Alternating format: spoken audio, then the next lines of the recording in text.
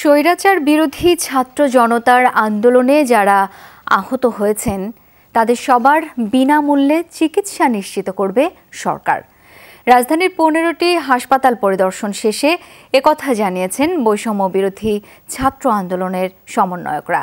এরই মধ্যে যারা বেসরকারি হাসপাতালে বিল পরিশোধ করেছেন তাদের টাকাও ফেরত দেওয়ার কথা জানিয়েছে স্বাস্থ্য অধিদপ্তর।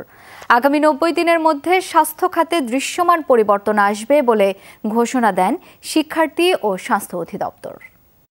প্রতিটি শিশু একটি চ্যাম্পিয়ন। এই চ্যাম্পিয়নদের জন্য এশিয়ার নিয়ে এলো বাংলাদেশের প্রথম ভিটামিন ও মিনারেল সমৃদ্ধ ফান সুপার চ্যাম্প। ২ দিন ধরে বিভিন্ন হাসপাতাল চষে বেড়াচ্ছে বৈষম্য বিরোধী ছাত্র আন্দোলনের সমন্বয়করা। খোঁজ খবর নিচ্ছেন আন্দোলনে আহতদের। আন্দোলনে আহত আর নিহতদের পরিপূর্ণ তালিকা চান শিক্ষার্থীরা। অনেক হাসপাতালই তা দিতে পারেনি, কারণ রেজিস্ট্রার খাতা ও সিসি ক্যামেরার ফুটেজ জোরপূর্বক নিয়ে গেছে স্বৈরাচারী সরকারের সমর্থকরা। সেই হসপিটালগুলোতে তারা আমাদেরকে একটা সিঙ্গেল রুমে ডেকে নিয়ে সাহস করে এখন এই কথা বলছে আমাদের রেজিস্টার খাতা নিয়ে যাওয়া হয়েছে, সিসিটিভি ফুটেজ নিয়ে যাওয়া হয়েছে। আমাদের এখানে যা সংখ্যা রয়েছে তার চেয়ে ৩ থেকে ৪ গুণ বেশি সংখ্যায় মানুষ আসলে মারা গিয়েছেন, শহীদ হয়েছেন। ঢাকা মেডিকেল, পঙ্গু হাসপাতাল সহ কয়েকটি বেসরকারি হাসপাতাল ঘুরে বিকেলে কুর্মিটোলা জেনারেল হাসপাতালে আসেন শিক্ষার্থীরা। সাথে ছিলেন স্বাস্থ্য অধিদপ্তরের অতিরিক্ত মহাপরিচালক। যৌথ ব্রিফিংয়ে তারা জানান, সরকারি বেসরকারি সব হাসপাতালে আন্দোলনে আহতদের চিকিৎসা হবে বিনা পয়সায়। যারা বিল পরিশোধ করেছেন তারাও ফেরত পাবেন।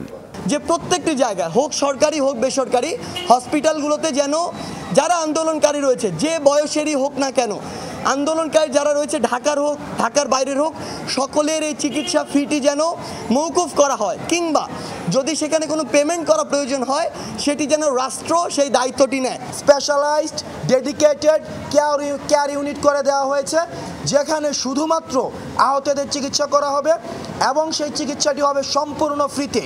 কোনো ধরনের অর্থ লাগবে না এবং শুধুমাত্র চিকিৎসা প্রক্রিয়ায় নাই, বরং মেডিকেল ইকুইপমেন্টস যে ক্রয় করার ক্ষেত্রে সেগুলোর ক্ষেত্রেও কোনো ধরনের টাকা লাগবে না। দ্বিতীয়ত যে বিষয়টি, প্রাইভেটের ক্ষেত্রে যেই টাকা ইতিমধ্যে নেওয়া হয়েছে এই টাকাটি রিফান্ড কিভাবে করা যায় সেটি নিয়েও আমাদের কথা হয়েছে। ওনারা আমাদের আশ্বস্ত করেছেন যারা ইতিমধ্যে প্রাইভেটের টাকা দিয়ে দিয়েছেন তাদের টাকাটি রিফান্ড করা হবে এবং পরবর্তীতে প্রাইভেটে আর কোনো ধরনের চিকিৎসার টাকা লাগবে না। এমপ্যানেল প্রাইভেট হসপিটাল এবং গভর্নমেন্ট হসপিটালে কোনো নাগরিককে যাতে কোনো অর্থ দিতে না হয়।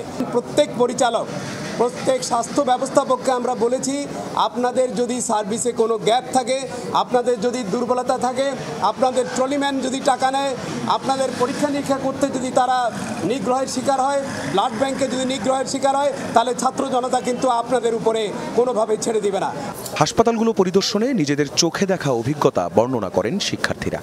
আমাদের স্বাস্থ্য ব্যবস্থা এতটাই ভঙ্গুর যে ফিলিস্তিনি রাফা ক্যাম্পের সাথে ঢাকা মেডিকেল কলেজের কোনো ধরনের বৈসাদৃশ্য নেই।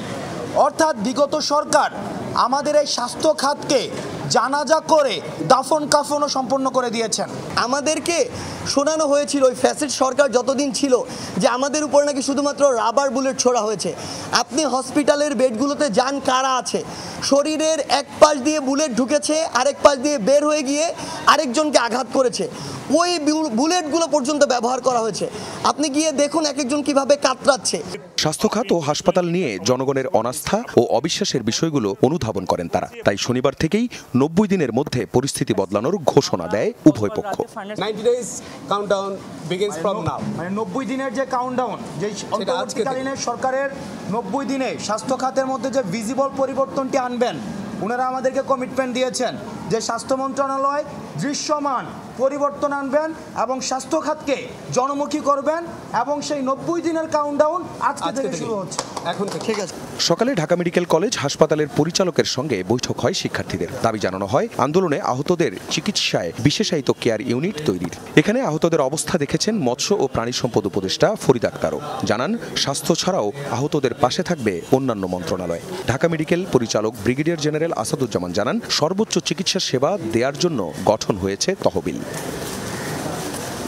আখলাকুস সাফা, যমুনা নিউজ, ঢাকা।